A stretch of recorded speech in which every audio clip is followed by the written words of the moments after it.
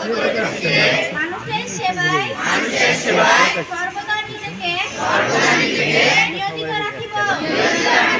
দেশের প্রতি গুণগত থাকিব। দেশের একতা ও সংহতি বজায় রাখিবার জন্য সর্বদা সচেষ্ট থাকিব। আমি নিজে কখনো অন্যায় করব না এবং অন্যায় ও দুর্নীতিকে প্রশ্রয় দেব না।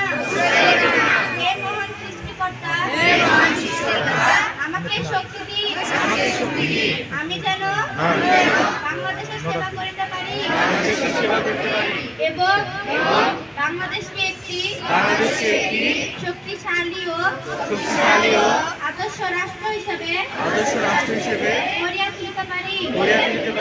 আমিন।